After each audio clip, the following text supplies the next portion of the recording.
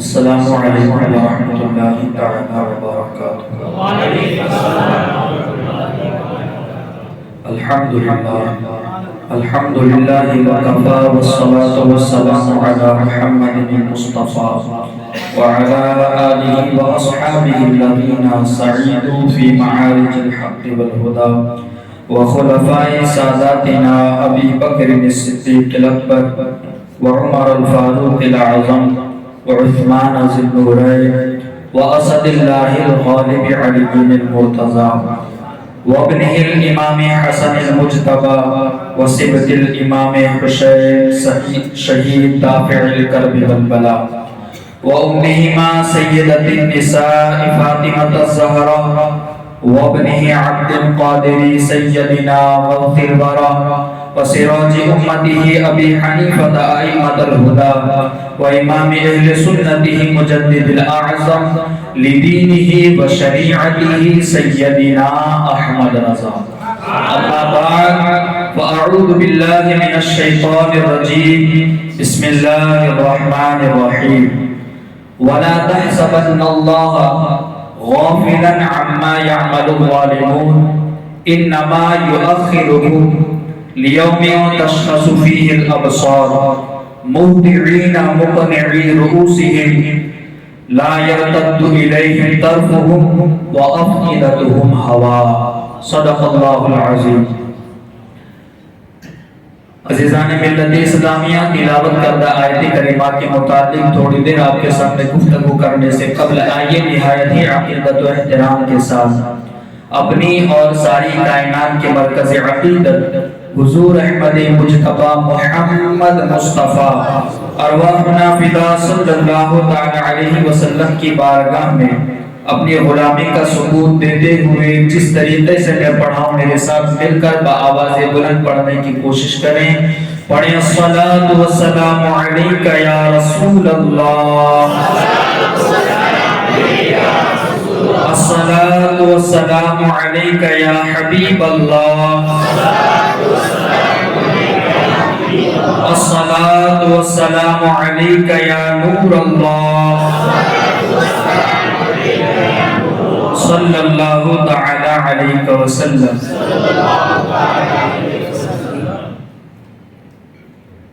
رہتا ہے مجھ پہ آپ کا فیضان یا حسین، رہتا ہے مجھ پہ آپ کا فیضان یا حسین، پائی ہے میں نے آپ سے پہچان یا حسین، پائی ہے میں نے آپ سے پہچان یا حسین، فکر حسین سے ملا جنت کا راستہ، فکر حسین سے ملا جنت کا راستہ، میرا ہے سب کچھ آپ پر قربان یا حسین، میرا ہے سب کچھ آپ پر قربان یا حسین، اور گھٹی ملی ہے آل محمد سے پیار کی، گھٹی ملی ہے آل محمد سے پیار کی، پڑھتا ہوں جب میں کھول کر اہل سنن کا آپ ہے ایمان یا حسین، اہل سنن کا آپ ہے ایمان یا حسین، شیر و شکر ہے عطرت و اصحاب کا وجود، شیر و شکر ہے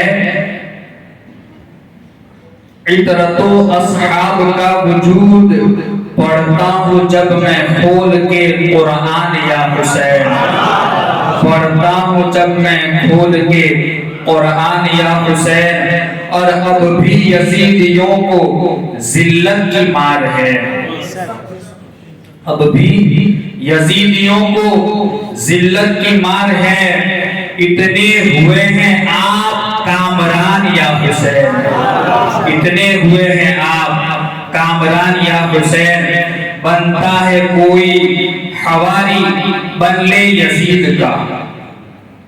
آج لوگ امیر المؤمنین متقی پرہیزگار کہنے میں لگے ہوئے ہیں، تو بنتا ہے کوئی حواری بن لے یزید کا، کافی ہے میرے واسطے عنوان یا حسین، کافی ہے میرے واسطے عنوان یا حسین مرتبہ درود پاک پڑھے اللہم صلی علی سیدنا و مولانا محمد و بارک وسلم صلاۃ و سلام علیک یا رسول اللہ صلی اللہ تعالی علیہ وسلم۔ عزیزان ملت اسلامیہ، قرآن کے اندر آپ درجنوں واقعات اس طرح کے پڑھیں گے، جیسے نمرود کا واقعہ کہ نمرود نے جب خواب دیکھا کہ خواب میں ایک بچہ اس کی سلطنت میں پیدا ہوا اور اس بچے نے اس کی پوری سلطنت کو ڈھا دیا، تو چنانچہ اس نے دوسرے ہی دن یہ اعلان کر دیا کہ جتنے بچے پیدا ہوئے ہیں ان تمام کو ذبح کر دیا جائے اور جتنی عورتیں حاملہ ہیں ان کے حمل کو ساقط کر دیا جائے۔ اسی طریقے سے مگر آپ دیکھیں کیا اللہ کے فیصلے کو کوئی چیلنج کر سکتا ہے؟ اللہ جسے پیدا کرنا چاہے کیا اسے کوئی روک سکتا ہے؟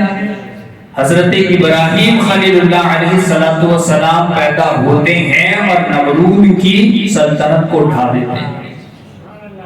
اسی طرح فرعون کا واقعہ بھی قرآن میں موجود ہے کہ اس کے جادوگروں نے اسے بتایا تیری سلطنت میں ایک بچہ پیدا ہوگا کہ جو بچہ تیری سلطنت کو ڈھا دے گا۔ اس نے وہی اعلان کیا جو نمرود نے کیا تھا کہ بچوں کو مار دیا جائے اور حمل والی عورتوں کو باندی بنا لیا جائے۔ چنانچہ 70,000 بچوں کو ذبح کیا گیا، عورتوں کے حمل گرائے گئے، مگر جسے اللہ پیدا کرنا چاہے اسے کوئی روک سکتا ہے؟ حضرت کلیم اللہ حضرت موسیٰ علیہ السلام کی پیدائش ہوتی ہے اور فرعون غرق ہو جاتا ہے دریا کے اندر، سلطنت تباہ ہو جاتا ہے۔ اسی طریقے سے جب بھی ظالم حکمران براجمان ہوتا ہے تو اللہ رب العزت کسی نہ کسی کے ذریعے اس حکومت کو ڈھا دیتا ہے۔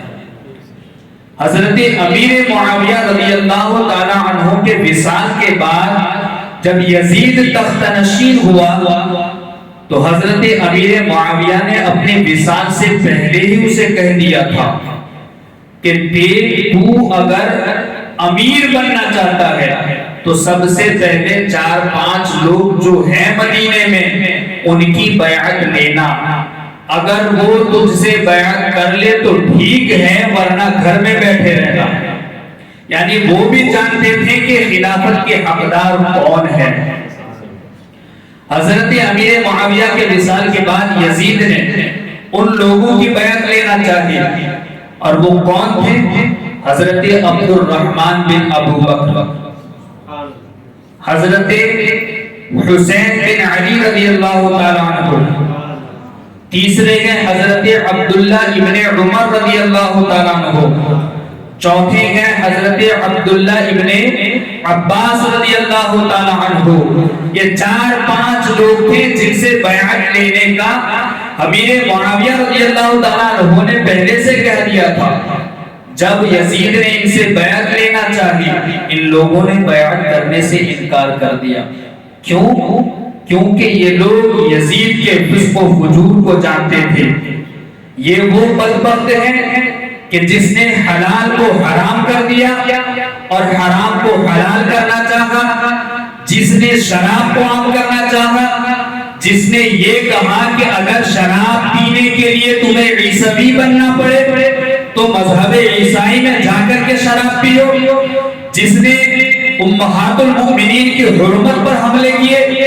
کیا ایسے شخص کے ساتھ امام حسین رضی اللہ تعالیٰ عنہ کیسے بیعت کر سکتے تھے؟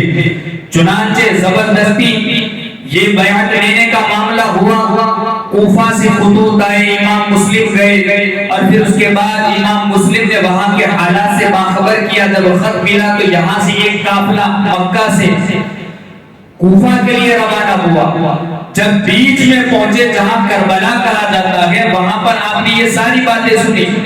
میں واقعہ نہ بتاتے ہوئے سیدھے جب انہیں گھیر کر کے شہید کیا گیا اور اخیر میں حضرت امام حسین رضی اللہ تعالی عنہ کو بھی جب آپ میدان جنگ میں گئے اور وہاں پر آپ پر چاروں طرف سے تیروں کی برسات ہوئی, آپ کا جسم مبارک تیروں سے چھلی ہو گیا.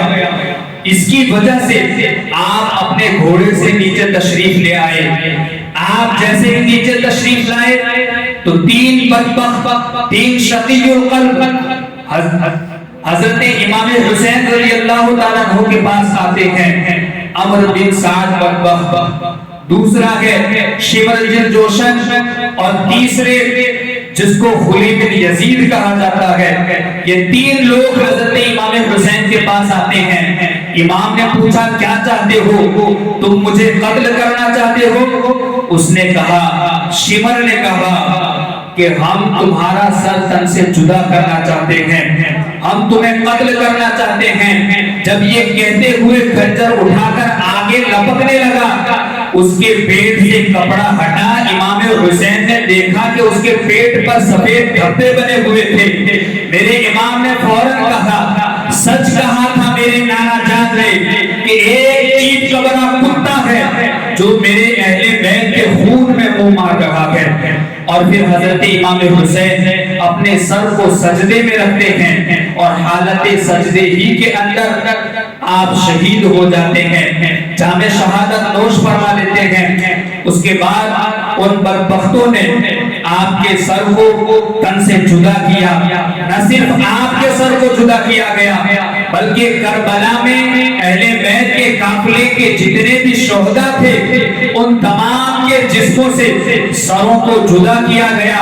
اور نہ صرف جدا کیا بلکہ ان کے جسموں پر گھوڑوں کو دوڑایا گیا, پسلیاں توڑی گئی, یہاں تک کہ ایسے ظلم کیے گئے تاریخ میں, ایسے ظلم کسی تاریخ کی کتابوں میں ایسا ظلم کہیں نہیں ملتا.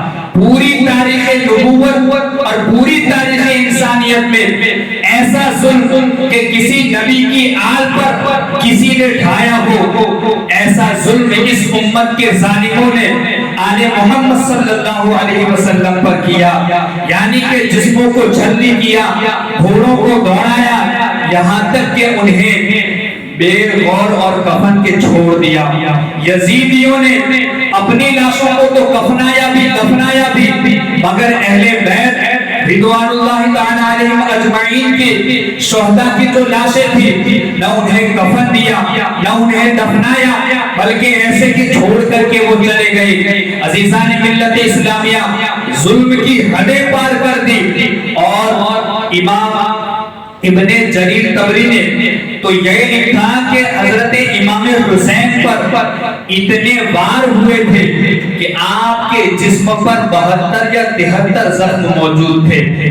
یہ تو انہوں نے لکھا, مگر امام باقر محمد باقر جو کہ حضرت امام زین العابدین کے بیٹے ہیں وہ فرماتے ہیں کہ میں نے اپنے جد کریم حضرت امام حسین کا وہ پیراہن جس وقت انہوں نے وقت شہادت پہنا ہوا تھا وہ پیراہن میں نے جب دیکھا تو اس پیراہن کے اندر تلواروں اور تیروں کے 300 سوراخ موجود تھے.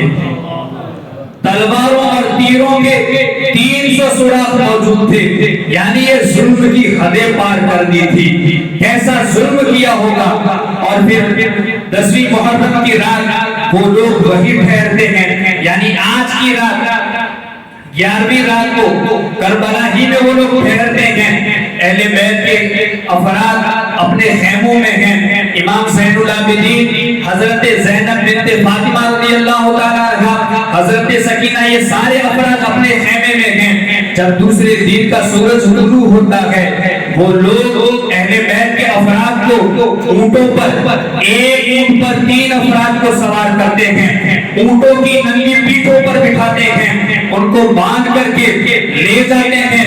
امام حسین کے سر کو نیزے پر رکھ کر کے چلتے ہیں۔ جب یہ قافلہ کوفہ کی طرف روانہ ہوا، جب شام ہوئی، رات ہوتے ہوتے کوفہ میں پہنچے، وہاں پہنچ کر خلیب یزید بدبخت امام حسین کے سر کو لے کر دارالامارت کی طرف جاتا ہے، لیکن وہاں جا کر دیکھتا ہے کہ دارالامارت بند ہو چکا ہے۔ وہ امام حسین کا سر لے کر واپس اپنے گھر آتا ہے، گھر میں ایک طبق کے نیچے وہ رکھ دیتا ہے، کپڑے سے ڈھانپ دیتا ہے اور پھر اپنی بیوی کے پاس جاتا ہے۔ آپ کو شاید پتہ نہ ہو، لیکن یزید نے اعلان کر رکھا تھا کہ جو بھی حسین کا سر لے کر کے آئے گا اسے رہ کے حکومت سونپ دی جائے گی، اسے رہ کی سلطنت دے دی جائے گی، وہاں کا مالک بنا دیا جائے گا۔ دیکھیں یہ دنیا کی لالچ انسان کو جہنم کے کون سے گھرے میں ڈال دیتی ہے۔ یہ دنیا کی لالچ کی وجہ سے وہ رات ہی میں چلا گیا تھا دارالامارت، مگر بند ہونے کی وجہ سے گھر واپس آیا اور سر مبارک کو رکھ دیا، اپنی بیوی کے پاس گیا اور کہنے لگا اب ہم مالدار ہو جائیں گے، اب ہم امیر ہو جائیں گے۔ تو بیوی نے پوچھا ایسا تو کیا لے کر آیا ہے کہ اب ہم مالدار ہو جائیں گے؟ جب اس نے کہا کہ میں امام حسین کا سر لے کر کے آیا ہوں، بیوی پارزہ تھی، پکار اور چیخ کر کہنے لگی بدبخت آج سے تیرا میرا کوئی رشتہ نہیں، کیونکہ شوہر اپنی بیویوں کے لیے تو کبھی زیور لاتا ہے، کبھی تحفہ لاتا ہے، وہ بدبخت انسان تو آل نبی کا سر لے کر کے آیا ہے۔ چنانچہ اس نے رشتہ توڑ کر امام حسین کے سر کے پاس آ کر بیٹھ جاتی ہے۔ وہ بیوی کہتی ہے کہ میں نے دیکھا حضرت امام حسین رضی اللہ تعالیٰ عنہ کے سر سے لے کر آسمان تک ایک ایسا نور بنا ہوا ہے جیسے کہ کوئی نور کا پلر کھڑا ہو، یعنی آسمان سے نور برس رہا تھا۔ چنانچہ صبح ہوتی ہے، یہ خلیب یزید امام حسین کا سر لے کر دارالامارت میں عبداللہ ابن زیاد کے سامنے پیش کرتا ہے، سجا کر کے پیش کیا گیا۔ وہاں پر عبداللہ ابن زیاد نے چھری کے ذریعے امام حسین رضی اللہ تعالیٰ عنہ کے چہرے مبارک کی گستاخی کرنا چاہی اور اس نے تنزیہ طور پر چھری سے مار کر کے یہ کہا یہ وہ جسم ہے جو بڑا خوبصورت تھا، جو بڑا خوبصورت اور بہت حسین تھا، یہ وہ چہرہ ہے جو اپنے آپ کو بہت خوبصورت سمجھتے تھے۔ تنزیہ طور پر کہنے لگا،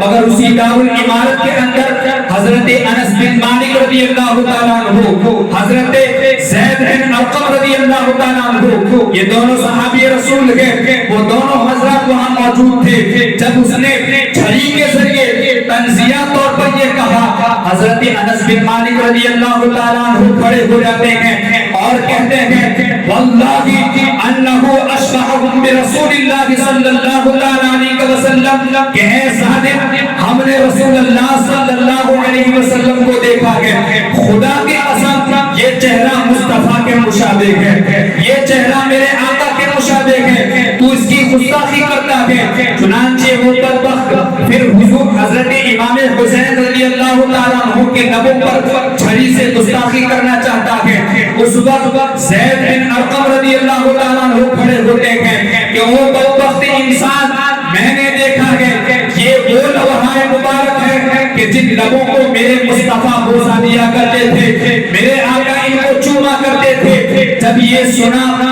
تو عبداللہ ابن زیاد نے کہا کہ اے بوڑھے شخص، کیونکہ زید بن ارقم عمر دراز تھے، بوڑھے ہو چکے تھے، اس بدبخت نے کہا او بوڑھے شخص، اگر تیری عمر کا خیال نہ ہوتا، تیرے بڑھاپے کا خیال نہ ہوتا تو میں تجھے قتل کر دیتا، تیرے قتل کا اعلان کر دیتا۔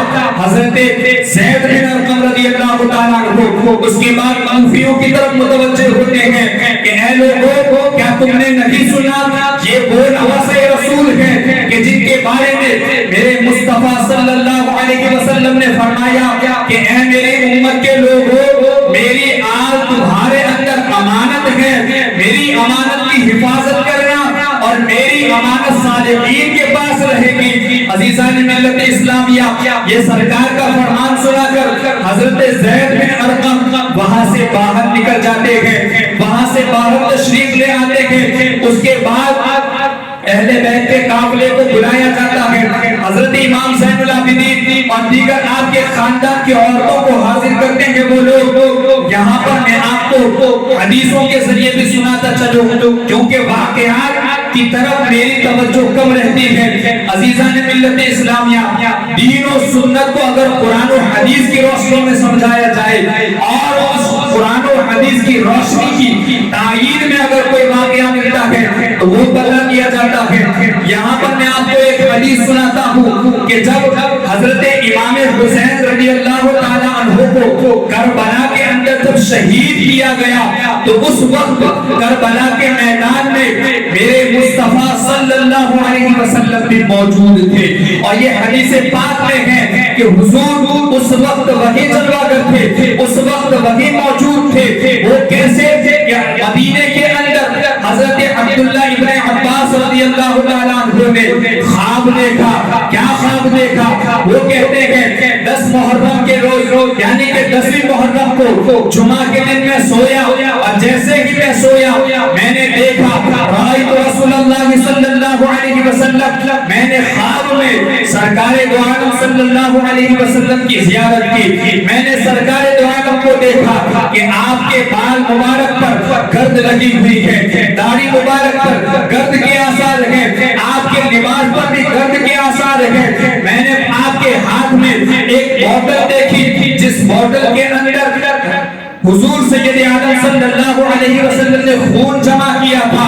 हजरत अब्दुल्लाह इब्न अब्बास रज़ियल्लाहु ताला अन्हु पूछते हैं या रसूल अल्लाह फिदा का अबी व उम्मी या रसूल अल्लाह अलैहि सल्लल्लाहु अलैहि वसल्लम, या रसूल अल्लाह आप पर मेरे माँ बाप कुर्बान, ये वजह क्या है? माँ हाज़ा, ये क्या चीज है? यानी आपके हाथ में ये बोतल क्या है और क्या वजह है कि आपके जिस्म पर गर्द लगी हुई है? मेरे मुस्तफा सल्लल्लाहु अलैहि वसल्लम इरशाद फरमाते हैं ए अब्दुल्लाह इब्न अब्बास, अभी मैं करबला से आ रहा हूँ और आज मैं पूरा दिन वही मौजूद था कि आज मैंने मेरे नवासे इमाम हुसैन को शहीद होते भी देखा और इस बोतल के अंदर दमुल हुसैनी व अस्हाबिही कि इसमें हुसैन और उसके साथियों का खून है। हुजूर सैयद आलम सल्लल्लाहु अलैहि वसल्लम कहते हैं मैं पूरा दिन वहां था और पूरे दिन में मैंने शोहदाए करबला के खून को इस बोतल में जमा किया। अब आप देखें, शुबा करने वाले, एतराज करने वाले ये कह सकते हैं और ये कहते हैं कि इतने सारे शहीद के 72 लोग शहीद हुए, यानी 20 अफराद तो कुंबे नबी के थे, आले नबी के खानदान के थे और 52 अफराद ऐसे थे जो इमाम हुसैन पर जान निछावर करने के लिए आए थे। 72 लोग, तो 72 लोगों का खून एक बोतल में कैसे आ सकता है? मैं आपको बताऊं, क्या उन लोगों ने बुखारी और मुस्लिम नहीं पढ़ी कि बुखारी के अंदर हजरत अबू हुरैरा रज़ियल्लाहु ताला अन्हु को जब ये कहा गया कि असहाबे सुफ़ा को बुला करके लाओ, 70 सहाबा को हजरत अबू हुरैरा बुला कर लाते हैं, एक प्याला दूध का आता है। अबू हुरैरा कहते हैं मैं भूखा था और प्यासा था, सरकार ने मुझे बुलाया, मैंने समझा कि अब सरकार मुझे पीने का हुक्म देंगे, मगर हजरत अबू हुरैरा रज़ियल्लाहु ताला अन्हु कहते हैं सरकार ने हुक्म दिया ए अबू हुरैरा ये प्याला लो और एक तरफ से पिलाना शुरू कर दो। जब हजरत अबू हुरैरा मन ही मन में सोच रहे हैं एक प्याला दूध है, अब इसमें 70 लोगों को पिलाना है, इसमें बचेगा क्या कि मैं पीऊंगा। जब हजरत अबू हुरैरा रज़ियल्लाहु ताला अन्हु ने पिलाना शुरू किया, पहले सहाबी को जब पिलाया पेट भर करके उन्होंने पिया। अबू हुरैरा कहते हैं उसके बाद मैंने जब प्याले में देखा अभी एक कतरा भी कम नहीं हुआ था, अभी एक कतरा भी कम नहीं हुआ था, मैंने दूसरों को पिलाया, यहाँ तक कि एक एक करके 70 सहाबाए किराम को भर पेट दूध पिलाया। उसके बाद सरकार ने फरमाया ए अबू हुरैरा अब तुम पियो, यहाँ तक कि मैंने भी सैराब होकर के पिया, यानी पेट भर करके पिया और पीने के बाद फिर सरकार ने हुरैरा और पियो, मैंने फिर पिया, सरकार ने फरमाया और पियो, मैंने फिर पिया, सरकार ने फिर फरमाया कि और पियो। मैंने कहा या रसूल अल्लाह बस मैं पेट सैराब हो चुका हूँ। मगर आप देखें, इसीलिए तो इमाम अहले सुन्नत ने कहा था कि क्यों जनाबे अबू हुरैरा था वो कैसा जामे शीर जिससे 70 साहिबों का दूध से मुंह फिर गया। यानी कि ए अबू हुरैरा रज़ियल्लाहु ताला अन्हु, आप दूध लेकर के सहाबाए किराम को दे रहे थे, सबने सैराब होकर के दूध पिया। वो कैसा जामे शीर था, यानी वो कैसा दूध का प्याला था कि जिससे 70 सहाबाए किराम ने भरपेट पिया, अगर उसमें से एक कतरा भी कम नहीं हुआ। इमाम कहते हैं क्यों जनाबे अबू हुरैरा कैसा था वो जामे शीर जिससे 70 साहिबों का दूध से मुंह फिर गया। और फिर हुदैबिया का वो मरहला और वो मकाम कि जहां हुजूर सय्यद आलम सल्लल्लाहु ताला अलैहि वसल्लम अपने सहाबा को लेकर उमरा शरीफ के लिए जाते हैं, हुदैबिया के मकाम पर आते हैं, सहाबा सरकार की बारगाह में आकर अर्ज करते हैं या रसूल अल्लाह अलैहिस्सलातु वस्सलाम पानी नहीं है, पानी खत्म हो गया है, पीने के लिए भी नहीं है। मेरे आका ने फरमाया क्या थोड़ा भी नहीं है? सहाबा ने अर्ज की फला शख्स के पास थोड़ा मौजूद है। सरकार ने कहा बर्तन लाओ और बर्तन में उस पानी को डाल दो। फिर जब सहाबा ने बर्तन के अंदर उस पानी को डाला, मेरे मुस्तफा करीम सल्लल्लाहु अलैहि वसल्लम ने अपने हाथ को उस बर्तन में रखा, ऐसा पानी बहने लगा। सहाबा फरमाते कहते हैं कामसालिल उयून कि नबी की उंगलियों की खाइयों से ऐसा पानी निकलने लगा जैसे कि चश्मा फूट निकलता है, उंगलियों से पानी निकलने लगा। यहाँ तक कि हमने सैराब हो गए, हमारे जानवरों को भी पिलाया, हमने वुजू भी फरमाया और उसके बाद हमने जमा भी कर लिया, यानी अपने जो मस्कीज़े थे वो भी भर लिए, भर भी लिया, पी भी लिया, वुजू भी कर लिया, जानवरों ने भी पी लिया। अब आप गौर फरमाए जो ये एतराज करते हैं कि वो नबी एक बोतल के अंदर 72 शहीदों का खून कैसे जमा कर सकते हैं, तो ये बुखारी की हदीस है। क्या उन्होंने नहीं पढ़ी कि एक नबी एक प्याले से 70 सहाबा को सैराब कर सकते हैं? वही मेरे आका एक बर्तन में हाथ रख दे तो उस बर्तन में ऐसे पानी के चश्मे निकलने लगे कि 1400 सहाबाए किराम उससे पानी भी पिए, जानवर भी पिलाए और अपने मस्किसों को भी भर ले। तो जो नबी एक छोटे से बर्तन में इतना पानी समा सकते हैं, क्या वो एक बोतल के अंदर 72 शहीदों का खून नहीं जमा कर सकते? क्या उनके लिए ये मुहाल है? मगर आप देखें तो सही, हजरत जाबिर रज़ियल्लाहु ताला अन्हु से पूछा गया कि मकाम हुदैबिया के वहां मकाम हुदैबिया में आप कितने थे और कितनों ने पानी पिया था? बात सीधी थी, हजरत जाबिर कहते थे हम 1450 थे और सबने थोड़ा थोड़ा पी लिया। मगर हजरत जाबिर रज़ियल्लाहु ताला अन्हु गौर से सुनना, जवाब क्या देते हैं, सहाबी का नजरिया क्या होता है। हजरत जाबिर रज़ियल्लाहु ताला अन्हु कहते हैं हमने पिया, 1450 लोग थे, सबने पिया, वुजू भी किया, सबने भर भी लिया, जानवरों को भी पिलाया। हम तो 1450 थे, मगर अगर लाखों भी होते वो पानी लाखों के लिए भी काफी होगा। उंगलियां गए फैज पर, टूटेंगे प्यासे झूम कर, नदियां पंजाब रहमत की है जारी बात। सहाबी का नजरिया ये है कि शाने नबूवत बयान करनी हो तो बुख्ल से काम न लो, नबी की अजमत बयान करनी हो तो तोड़ तोड़ करके नहीं, सीना खोल खोल करके बयान करो। तोड़ तोड़ करके नहीं, सीना खोल के बयान करो। अरे वो और होंगे जो नबी की ताजीम और शान बयान करने में 90 तुले लोग हैं और ये कहते हैं कि कहीं बढ़ जाए तो शिर्क न हो जाए।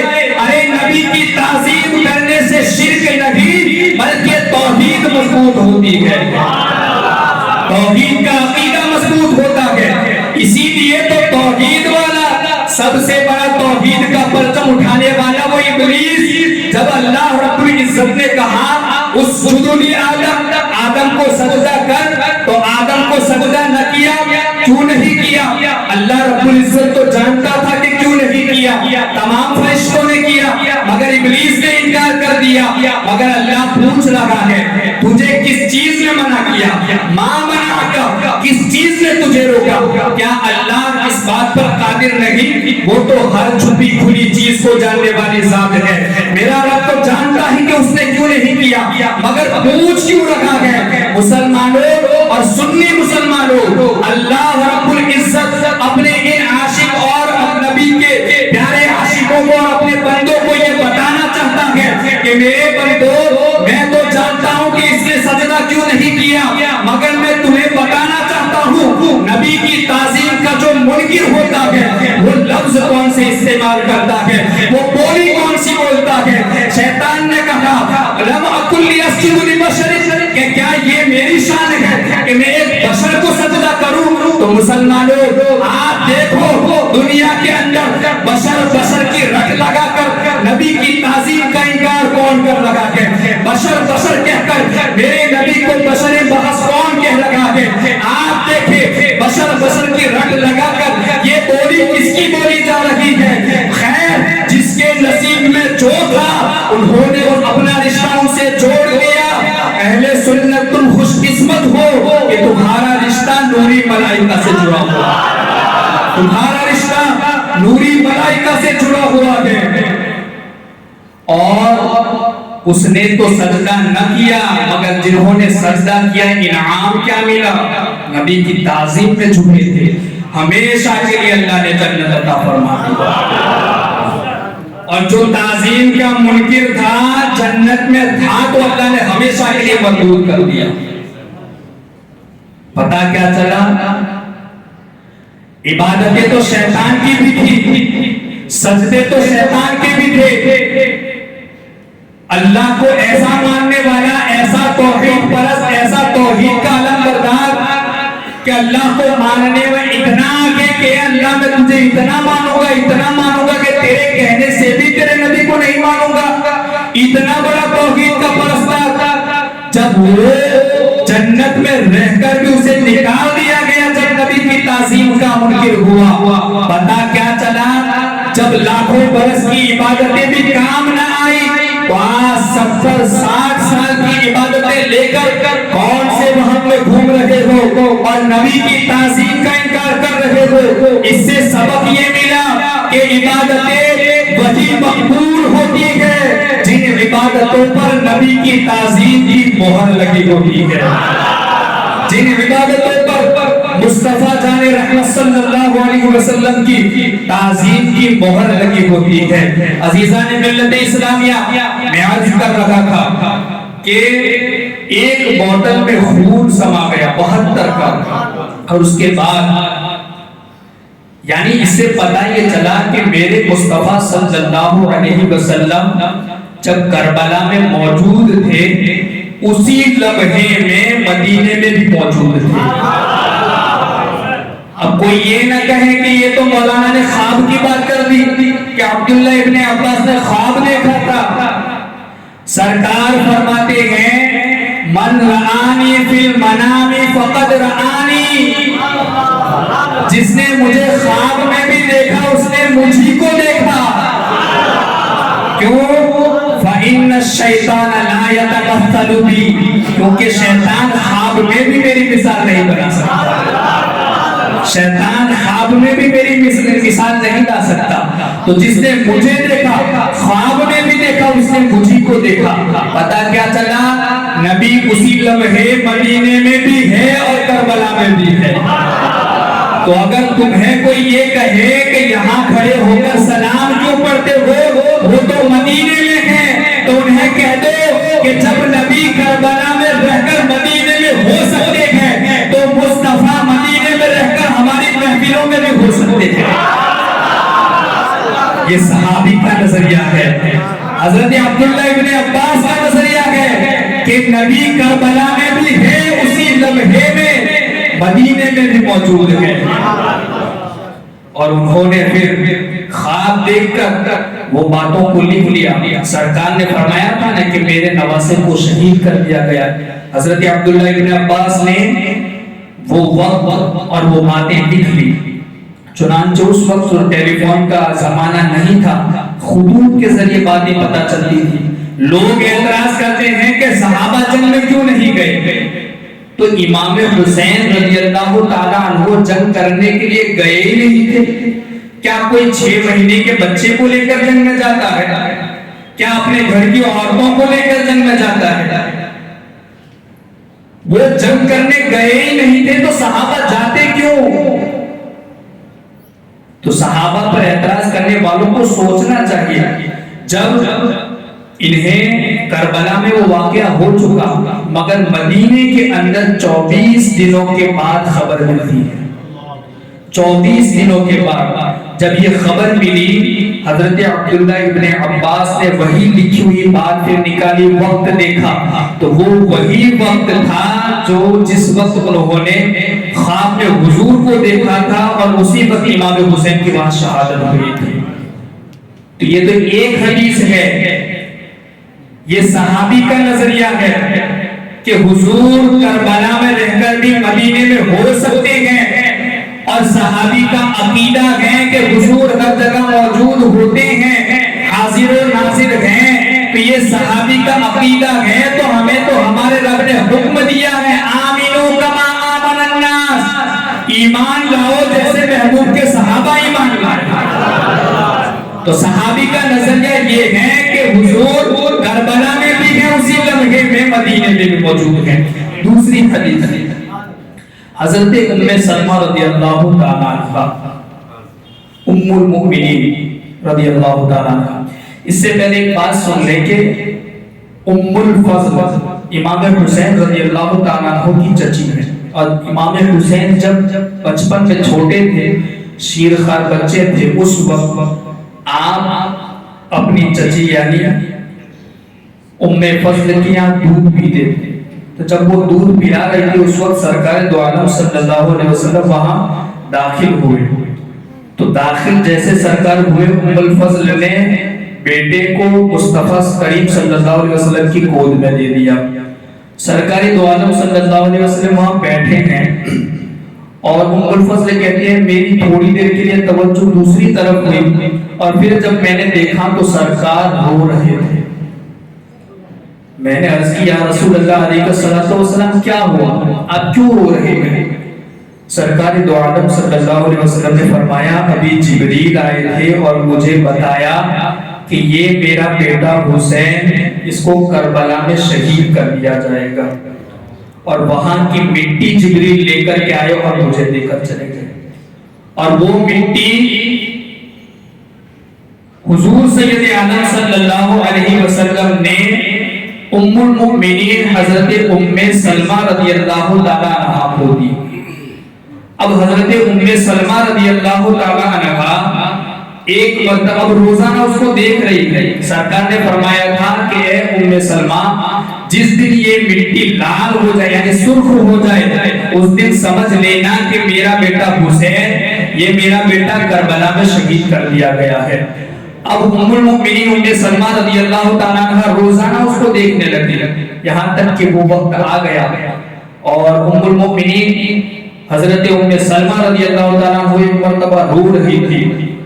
تو حضرت سلمہ انصاریہ رضی اللہ تعالیٰ عنہ, یہ صحابیہ ہے, وہ ان کے پاس آئی, حاضر ہوئی اور پوچھنے لگی کہ ام المؤمنین کیا وجہ ہے, آپ کیوں رو رہی ہیں؟ حضرت ام المؤمنین ام سلمہ رضی اللہ تعالیٰ عنہ نے فرمایا کہ ابھی میں نے خواب دیکھا, سرکار دو عالم صلی اللہ علیہ وسلم خواب میں تشریف لائے, اور انہوں ان کے جسم پر, چہرے پر اور بالوں پر گرد لگی ہوئی تھی. سرکار نے مجھے خبر دی کہ کربلا کے اندر حسین کو شہید کر دیا گیا ہے, اس لیے وہ رو رہی تھی اور وہ مٹی بھی لال ہو گئی تھی. اب آپ دیکھیں وقت ایک ہی ہے, مگر مصطفیٰ کریم صلی اللہ علیہ وسلم کربلا میں بھی ہے, مدینے میں بھی موجود, اور مدینے میں عبداللہ ابن عباس کے یہاں بھی ہے, اور और उम्मुल मोमिनीन उम्मे सलमा के यहाँ भी है। एक ही लम्हे में सरकार करबला में भी है, उम्मुल मोमिनीन के यहाँ भी है और अब्दुल्लाह इब्न अब्बास के यहाँ भी है। मगर आपको यहाँ एक नुक्ते की बात बताऊं, हुजूर सैयद आदम सल्लल्लाहु ताला अलैहि वसल्लम अपनी तमाम बीवियों में सबसे ज्यादा माँ आयशा सिद्दीक़ा रज़ियल्लाहु ताला अन्हा से मोहब्बत फरमाते थे। सबसे ज्यादा हुजूर इनसे मोहब्बत करते थे। उसकी वजह यह है कि माँ आयशा सिद्दीक़ा रज़ियल्लाहु ताला अन्हा उम्र में छोटी थी, कम सिन थी और ज़हीन थी, और हुजूर सैयद आदम सल्लल्लाहु अलैहि वसल्लम चाहते थे कि वो बातें बहुत जल्दी याद कर लेती है, तो वक्त ज्यादा गुजारते थे ताकि दीन के पूरे इल्म को अगर 4 हिस्सों में तकसीम करे तो 4 हिस्सों का तनहा, एक हिस्सा तनहा माँ आयशा सिद्दीक़ा रज़ियल्लाहु ताला अन्हा से दीन पहुंचा, दीन का इल्म उनके जरिए पहुंचा। तो उसकी वजह ये थी कि सरकार दीन का एक हिस्सा माँ आयशा सिद्दीक़ा रज़ियल्लाहु ताला अन्हा के जरिए पहुंचाना चाहते थे। तो बारहा उनके यहाँ मोहब्बत भी ज्यादा करते थे, ज्यादा उन्हीं के पास रहते थे। मगर नुक्ता ये है कि सरकार ने इनसे मोहब्बत ज्यादा की, उसके बावजूद वो शीशिया, वो मिट्टी हजरते माँ आयशा सिद्दीक़ा रज़ियल्लाहु ताला अन्हा को नहीं दी, बल्कि उम्मुल मोमिनीन हजरते उम्मे सलमा रज़ियल्लाहु ताला अन्हा को दी। क्या समझे? माँ आयशा सिद्दीक़ा रज़ियल्लाहु ताला अन्हा तो वो हैं कि जिनके बिस्तर पर लिहाफ में 18 आयतें कुरान की नाज़िल होती है। हुजूर की बीवियों में किसी बीवी के बिस्तर पर आयत नाज़िल नहीं हुई, मगर माँ आयशा सिद्दीक़ा रज़ियल्लाहु ताला अन्हा के बिस्तर पर 18 कुरान की आयतें नाज़िल हुई। मगर उसके बावजूद अल्लाह के रसूल ने उन्हें वो मिट्टी नहीं दी, बल्कि उम्मे सलमा रज़ियल्लाहु ताला अन्हा को दी। क्या पता चला कि हुजूर सल्लल्लाहु ताला अलैहि वसल्लम जानते थे कि जब करबला के अंदर हुसैन को शहीद किया जाएगा, मैं नहीं रहूंगा और मेरी बीवियों में कोई नहीं रहेगा, मगर उम्मे सलमा उस वक्त भी मौजूद होगी। इसीलिए अल्लाह के रसूल सल्लल्लाहु अलैहि वसल्लम ने वो मिट्टी हजरत उम्मे सलमा रज़ियल्लाहु ताला अन्हा को दी थी। हुजूर बताना चाहते हैं कि उम्मे सलमा, मैं तो जानता हूं कि मैं कब तक रहूंगा, कब जाऊंगा, मगर ए उम्मे सलमा मैं ये भी जानता हूं कि मेरा हर उम्मती कब तक रहेगा और कब जाएगा। सूरह लुक़मान की आखिरी आयत की तशरीह करने वालों, जरा अपने अकीदे पर नजरसानी कर लो और इसको सीख लो और समझ लो कि मेरे अल्लाह ने मेरे मुस्तफा करीम सल्लल्लाहु अलैहि वसल्लम को मा काना व मा यकूनु का इल्म अता फरमाया है। अज़ीज़ान मिल्लत इस्लाम, ये सरकार बताना चाहते थे। अब आप देखिए हजरत इमाम हुसैन रज़ियल्लाहु ताला अन्हु को, अब कोई ये भी तो शुबह, अब जितने भी शुबे हो रहे हैं मैं उसका इजाला करता चलूं, कोई ये भी तो शुबह हो सकता है, कोई ये कहे कि आप तो हुजूर सैयद आदम सल्लल्लाहु ताला अलैहि वसल्लम को मुख्तार मानते हैं, यानी मुख्तार मानते हैं, आप सारे इख्तियारात उनके लिए मानते हैं, तो फिर जब हुजूर मुख्तार हैं तो फिर अपने बेटे को बचा क्यों नहीं लिया? ये एतराज वो कर सकते हैं।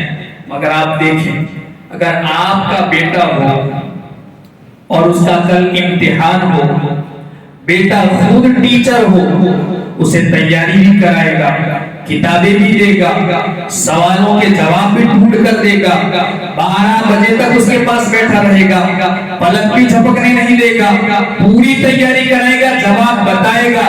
मगर जब इम्तिहान के अंदर वो बैठेगा, आप तो टीचर है, मगर उसके बावजूद वहां आप उसको जवाब नहीं बता सकते। अगर कोई ये कहे कि उसे सवालों के जवाब नहीं आते इसलिए नहीं बताता, तो इससे बड़ा बेवकूफ कोई नहीं होगा कि भाई वो टीचर है इसलिए टीचर है कि उसे सब कुछ आता है। अब यहाँ आप देखें कि हजरत इमाम हुसैन रज़ियल्लाहु ताला अन्हु को जितना सिखाना था, मेरे मुस्तफा ने अपने कंधे पर सवार होकर करके भी सिखा दिया।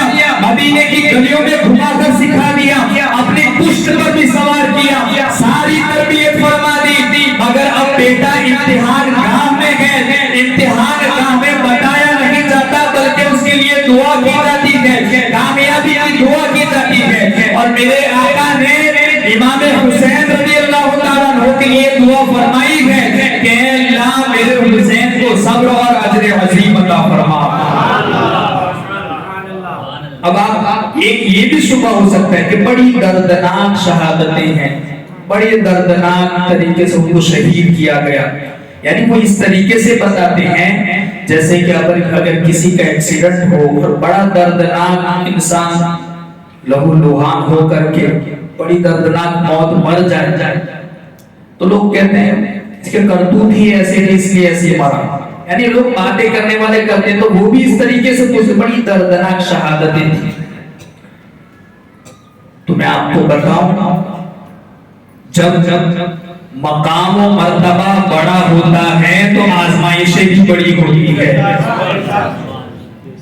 अल्लाह के रसूल सल्लल्लाहु अलैहि वसल्लम ने खुद इरशाद फरमाया, मेरे मौला मैं तेरी राह में कत्ल किया जाऊंगा, फिर जिंदा किया जाऊंगा, फिर कत्ल किया जाऊंगा, फिर जिंदा किया जाऊंगा, फिर कत्ल किया जाऊंगा, यहाँ तक कि मैं बार-बार तेरी राह में कत्ल किया जाऊंगा, फिर जिंदा किया जाऊंगा। बल्कि कई नबियों और सहाबा का ये अक़वाल, कई नबियों के और सहाबा के अक़वाल हैं कि मौला हमें तेरी राह में मौत यूं आए कि हम बेगौर कफन पड़े रहे, हमारी लाशों पर दरिंदे आए, परिंदे आए, हमारी बोटियां नोच पाए, हमारे जिस्म बिखर जाए, मगर मौला जब तक क़यामत के दिन तेरी बारगाह में आए और तू पूछे कि तेरी आंखें कहाँ हैं, तो हम मौला ये कहे कि मौला तेरी बारगाह में कुर्बान करके आया हूँ। तू पूछे कि तेरे कान कहाँ हैं, मौला हम कहे तेरी राह में कुर्बान करके आया हूँ। तू पूछे हाथ कहाँ है, हम कहे मौला तेरी राह में कुर्बान करके आया हूँ। तू पूछे पैर कहाँ है, हम कहे कि मौला सब कुछ तेरी राह में कुर्बान करके आया हूँ। तो जिस तरीके से इंसान के जिस्म को अल्लाह के सामने जितने आजिज़ी के साथ बंदा पेश करता है, अल्लाह की बारगाह में मर्तबा भी उतना ही बुलंद होता है, मकाम भी इतना बुलंद दिया जाता है। और हजरत इमाम हुसैन रज़ी अल्लाह तआला अन्हु, सुभान अल्लाह, ये तो पहले ही मर्तबे इतने बुलंद है, सरकार ने फरमाया अंतुमा सय्यदा शबाबी अहलिल जन्नह, सिर्फ जन्नती नहीं जन्नती जवानों के सरदार हैं। आज हर कोई जन्नत के लिए फिक्रमंद है, मगर जिन्हें दुनिया ही में जन्नती नौजवानों का सरदार बनाया गया हो, उनके मर्तबे कितने बुलंद हो गए। तो जब मर्तबे इतने बुलंद हैं, इसीलिए इम्तिहान भी इतना कड़ा है। अब आप देखें हजरत इमाम हुसैन रज़ियल्लाहु ताला अन्हु के सर को जब उस बदबख्त ने लकड़ी से गुस्ताखी करना चाहिए, उसके बाद हजरत ज़ैद बिन अरक़म बाहर चले आए और फिर वो पूरा काफिला इमाम हुसैन के सर के साथ शाम की तरफ रवाना हो गया। और जब वो शहर कूफा के बीच में पहुंचे, यानी कूफा में मौजूद थे, दारुल इमाम से बाहर निकलकर शहर में दरमियान में पहुंचे, तो वहां के लोगों ने हजरत इमाम हुसैन के सर को देखकर अपने आप को पीटना शुरू कर दिया, या हुसैन हम नहीं थे, या हुसैन हम नहीं थे। इमाम ज़ैनुल आबिदीन रज़ियल्लाहु ताला अन्हु ने कहा, ऐ बदबख्तों और ज़ालिमों, तुम ही ने तो बुलाया और तुम ही ने कत्ल किया और कहते हो हम नहीं थे। हजरत ज़ैनब बिन्त फातिमा रज़ियल्लाहु ताला अन्हा आगे आती और कहती है, ऐ ज़ालिमों, मैं तुम्हें बद्दुआ देती हूँ कि जिस तरीके से तुमने मेरे बाबा को बुला करके मेरे भाई को बुला कर जुल्मन शहीद किया है, क़यामत तक तुम्हारी नस्लें इसी तरह अपनी छातियों को पीटती रहेगी। ये हजरत ज़ैनब कुबरा की तो दुआ है कि आज तक वो फिरका इस्लाम में मुब्तला है। ये मौजू नहीं है मगर उस तरफ जाता, उन्हीं की किताबों में लिखा हुआ है कि शाम के अंदर वो लोग कहते हैं कि अक्सरियत शियों की थी, अक्सरियत कूफा के अंदर अक्सरियत शियों की थी। तो वही लोग थे वो सीना पीट रहे थे ये हजरत ज़ैनब बिनते फातिमा रज़ी अल्लाह ताला अन्हा की बद्दुआ है, ये लोग कयामत तक इनकी नस्लें पीट पीट कर रोती रहेगी और इसी लानत में मुब्तला रहेगी। फिर वो काफिला आगे बढ़ता है, चुनांचे जाते जाते एक रास्ते में जब शाम की तरफ जाने लगे तो रास्ते के अंदर एक गिरजाघर आता है। जब वहां का पादरी शोरगुल सुनकर बाहर तशरीफ लाए, बाहर निकला, देखा ढोल बज रहे हैं, पूछा कि क्या हुआ, किस चीज का जश्न है। पूछने वालों ने, बताने वालों ने कहा फातेह है, फतेह याब होकर आ रहे हैं। उस पादरी ने सर को देखा, कहा किसका सर है, तो कहने वालों ने कहा ये हुसैन बिन अली का सर है। जैसे ही ये बात सुनी और उस पादरी का किस्मत उरूज पर, किस्मत का सितारा उरूज और बुलंदी पर था और कुदरत के कलम से पहले ही से उस गिरजाघर पर एक शेर लिखा हुआ था जिसका मफहूम ये है कि जिसने हुसैन इब्ने अली रज़ी अल्लाह ताला अन्हु को जुल्मन शहीद किया है वो मेरी शफाअत से महरूम हो गया। जब ये शेर उन लोगों ने देखा, कहा ये किसने लिखा है, पादरी ने कहा ये मैंने नहीं और अभी नहीं लिखा, बल्कि तुम्हारे नबी की विलादत से 500 साल पहले से लिखा हुआ, 500 साल पहले से लिखा हुआ है। फिर उसने दरखास्त की कि अगर तुम चाहो तो मैं तुम्हें 10,000 दीनार दे दूंगा, अगर एक रात के लिए इमाम हुसैन का सर और अहले बैत अतहार की खवातीन को मेरे यहाँ ठहरने का मौका दो, मुझे खिदमत का मौका दो। और दुनिया के लालची थे, 10,000 दीनार की लालच में ये मान गए। उस पादरी ने अहले बैत अतहार के काफिले के लिए इंतजाम किया, रहने के लिए, खाने के लिए इंतजाम किया और इमाम हुसैन रज़ी अल्लाह ताला अन्हु के सर को लेकर दूसरे कमरे में चला गया। चुनांचे उसने चेहरे को साफ किया, काफूर लगाया, खुशबू लगाई और पूरी रात इमाम हुसैन के चेहरे की ज़ियारत करता रहा। यहाँ तक कि रात के आखिरी पहर में जब बैठा रहा, उसने देखा आसमान से एक नूर आ रहा है जो हजरत इमाम हुसैन के चेहरे पर बरस लगा है। और उसने देखा कि कुछ सफेद परिंदे हैं, वो परिंदे अपने परों को खोल करके इमाम हुसैन रज़ी अल्लाह ताला अन्हु के सर पर साया किए हुए थे। ये मंजर देख करके वो ईमान ले आया। अज़ीज़ान मिल्लत इस्लामिया, फिर सुबह ये काफिला दमिश्क की तरफ जाने लगा, यजीद के पास पहुंचा। यजीद के पास जब ये लोग पहुंचे, यजीद ने देखा और हजरत ज़ैनुल आबिदीन रज़ी अल्लाह ताला अन्हु ने कहा कि मेरे, अगर मुझे कत्ल करना चाहे तो कत्ल कर दो, मगर अहले बैत अतहार के काफिले को मदीना एक शरीफ इंसान की निगरानी में भेज दो। यजीद ने इमाम हुसैन रज़ी अल्लाह ताला अन्हु के सर को भी और अहले बैत के सारे काफिले को मदीने की तरफ भेज दिया। आपका सर मुबारक मदीने तैयबा में हजरत इमाम फातिमा रज़ी अल्लाह ताला अन्हा की साथ तदफीन किया गया। इसीलिए तो अल्लामा हसन रज़ा खाफा फरमाते हैं कि सरे बेतन तने अल्लाहुम्मा सल्ली अला सय्यिदिना मौलाना मुहम्मद व बारिक वसल्लम सल्लल्लाहु अलैहि या रसूलुल्लाह सल्लल्लाहु अलैहि वसल्लम। सरे बेतन तने तन आसानी को पहुंचा शहर तैयबा में, यानी कि सरे बेतन बगैर जिस्म के सर, जिस्म की सहूलत के लिए मदीना तैयबा में पहुंचा। और तने बेसर यानी बगैर सर का जिस्म मुल्क शाम में शहादत की मिल्कियत और सल्तनत अल्लाह ने उन्हें अता फरमा दी। इसका मफहूम ये है, वो शेर मुझे याद नहीं है, मगर आपका सर जिस्म की सहूलत और जिस्म के आराम के लिए बगैर तन के मदीने में पहुंचा।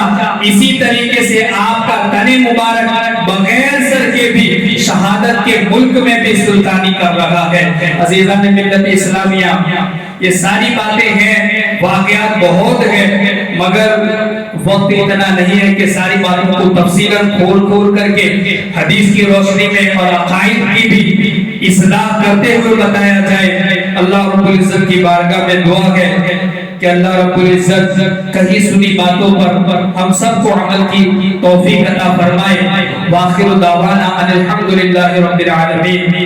ایک بات آخر میں یہ سن لیں کہ یہ سارا ماجرا جو ان لوگوں نے کیا وہ کس وجہ سے کیا؟ دنیا کی لالچ، دنیا کی سلطنت پانے کے لیے. اور اسی لالچی لوگوں نے جب یہ کیا، عبداللہ ابن زیاد نے حضرت امام حسین کے چہرے مبارک کی گستاخی کی، مگر یہ ہجری سن 61 میں ہوا. اسی کے 5 سال کے بعد مختار ثقفی نام کے شخص نے اہل بیت سے محبت کرنے والا تھا، اس نے ان تمام کو چن چن کر کے مارا، بڑی دردناک موتیں ماری. یہ عبداللہ ابن زیاد وہی ہے جس نے امام حسین کے سر کے ساتھ گستاخی کی تھی. وہی دن تھا، وہی وقت تھا، اور وہی کوفہ کا دارالامارت تھا کہ اسی دن اس کا سر کوفہ کی دارالامارت میں پڑا ہوا تھا.